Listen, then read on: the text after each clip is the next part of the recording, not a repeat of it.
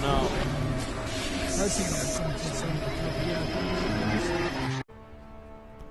Welcome to MKX Tips and Tricks Volume 2. In the previous installment, we looked at how to hit confirm into guaranteed pressure, and we also touched a little bit on throw psychology. In this segment, we're going to take a look at anti-airs, anti-cross-ups, and the art of trip guarding. One of the largest criticisms with MKX is the allegedly weak anti-air system. Now, I won't go as far as to say that anti-airs are abysmal, or even that they were as good as they were in MK9 or Injustice. I will say that the anti-airs are generally better than what people will give them credit for. Most characters I've encountered have a means of anti-airing. It may be space or range dependent, but most of them have at least one normal that can anti-air and even convert into full combo. Now, Ermac is one of those characters who has been gifted with multiple anti-airs. So many options that jumping at him from the front is virtually suicide. So the key in looking at your character is to simply test your normals against various jump-ins in the game. It's simple enough. Take a character like Kotal Khan, for instance, with an excellent jump-in one. It's hated by many people.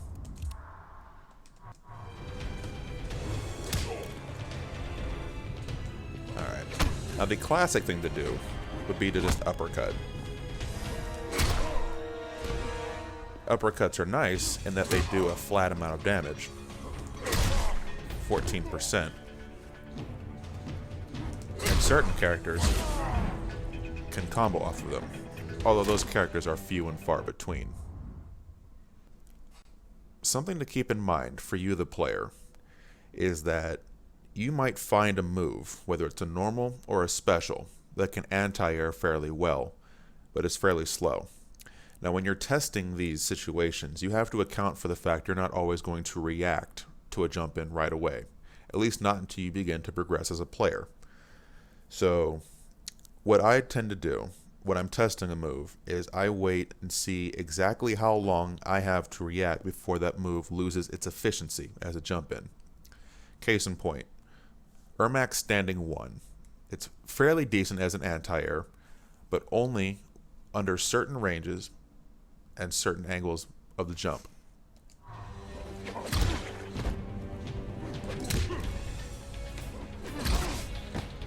Now, in a real-life situation, I'm not going to react to this jump in time to then run in and then anti-air stand 1.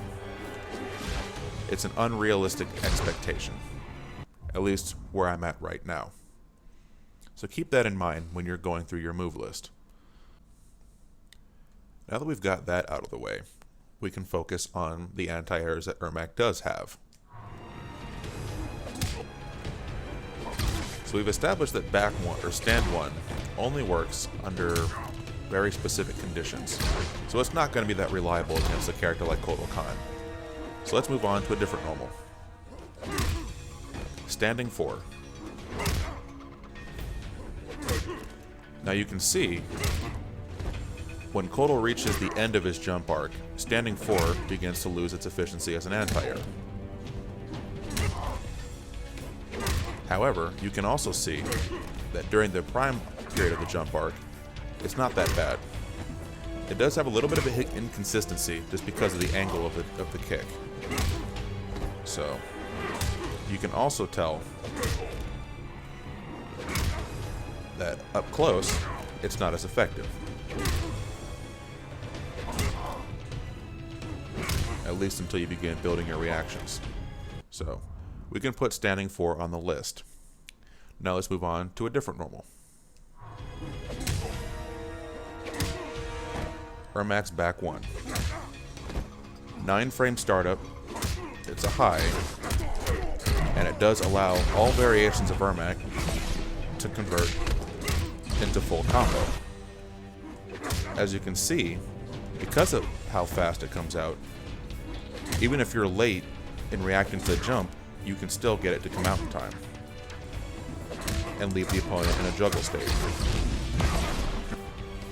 So, we can certainly put back one on the list. From this point, we have a couple anti-airs. So there's really not much left to do for your character other than go through the list of normals and try to find anti-airs that fit every situation.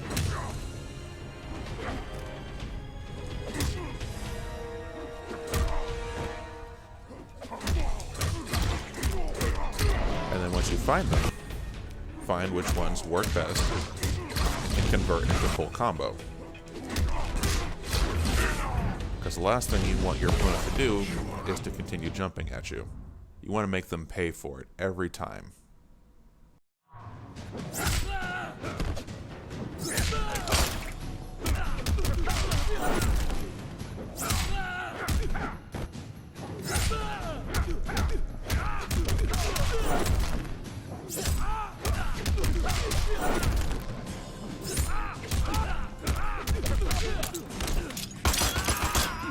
Gun is the best.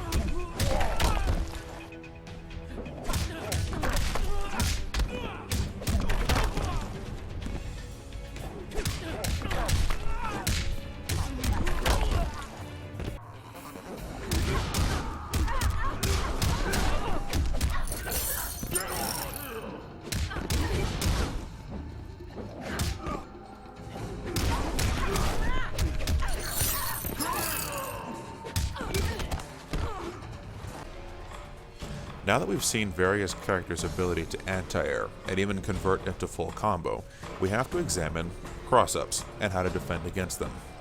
Now, it's no secret that in online play, and even offline play against certain opponents, it's common for them to constantly jump back and forth and try to mix you up or put you into pressure situations.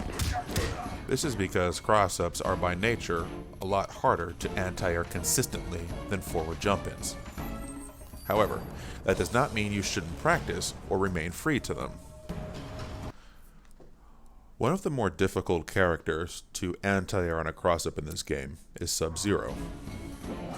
As you can see, his jump-in punch has an extremely good vertical hitbox that makes anti-airing him while standing particularly difficult. Even our back one must be timed very specifically to work. Most end up either blocking the jump and punch, thus giving Sub-Zero enough plus frames to go for a mix-up, or you can opt to spend meter. Now, a common solution is adjusting your character's hurt box. It sounds a lot more complicated than it actually is. You can actually give yourself an easier time anti-cross-up by low profiling. As you can see, by just ducking down and even blocking, it causes the hitbox to shift and the jump and punch to whiff. Now, the opponent can obviously time this if they see you crouch blocking and adjust their timing appropriately. However, on the fly, it makes anti-airing a little easier. And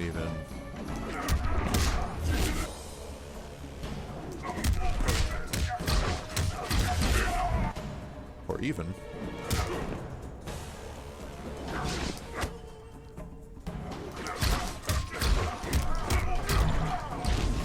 convert into full combo from that point. Now, something to keep in mind. Not every character is fully equipped with an anti-cross-up move. Just like not every character has a cross-up punch that's as good as Sub-Zero's. So much like with the anti-airing in general, you're going to have to play around with your normals to figure out what works best for your character.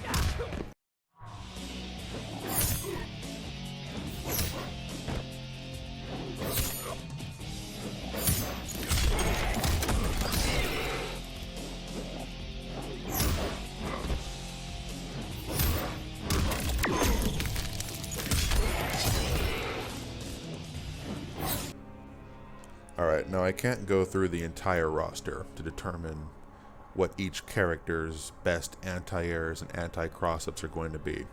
This is where you, the player, have to go into the lab and experiment with different normals under different attacks, whether it's Scorpion's jump 3, Kotal's jump 1, Sonya's jump 1, etc. You're going to have to experiment and find out what normals best anti-air and anti-cross-up against other characters. Now, I will say that not every character in the game is equipped to deal with cross-ups meterlessly. Sometimes you're going to have to hold that or spend the meter. Or, the other option is what we're going to get into next, the art of trip guarding. Now, your first question is more than likely going to be, what is trip guarding? It's a universal term for fighting games. The simplest definition is spacing your opponent's jump so that their attack will whiff or miss, and allowing you to punish them during their recovery frames. So we'll take a look. Notice that when Kotal Khan lands a jump-in punch on block, he's plus and therefore can go right into blocking himself, thus making him safe from any form of direct punishment. Okay. And obviously the same is true for when he hits, because he's plus. Now, if we were to have the attack whiff by using, let's say, jump 3 or jump 4.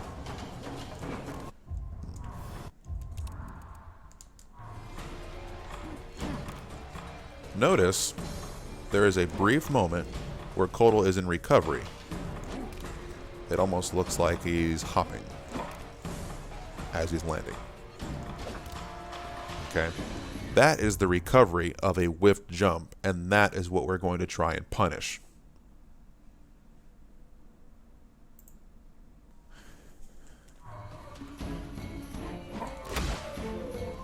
Alright. Trip guarding is going to take the most amount of time to practice and master. It's very character specific in what you can do. Some characters that have built-in overhead low starters have an easier time because they can obviously mix up the opponent as they're landing. Something like this. Or that. As you can see, trip guarding can become a very valuable tool for punishing jump-in attacks. And for certain characters, like Ermac, who get a lot of damage per hit, it's going to be very beneficial. Alright, now obviously some moves are going to be harder to trip guard than others. Kotal Khan will rarely use his jump 3, jump 4, because his jump 1 has extensive reach and is of course plus on block. Therefore, trip guarding it can be difficult, even when you space yourself accordingly.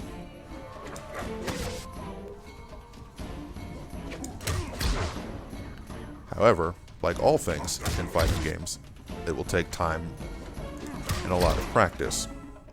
Now, If you find yourself unable to trip guard on reaction, of course you can try to anti-air. That's going to be character dependent as well. Now you do also have another option. If you can react to Kotal's jump in, or any character's jump in for that matter, you don't always have to do a direct anti-air. You can run underneath them as they jump, and then trip guard them from behind.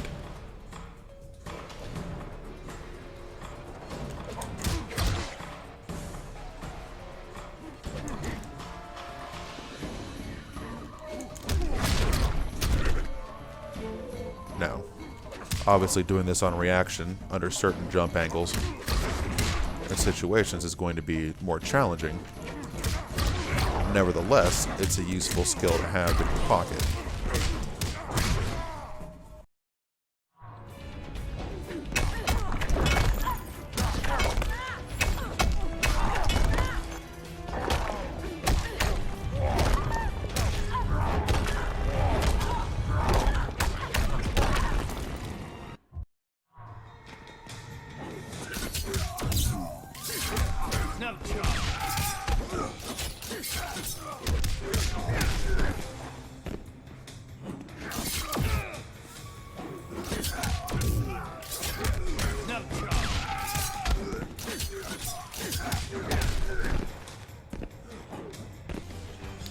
And that's going to about do it.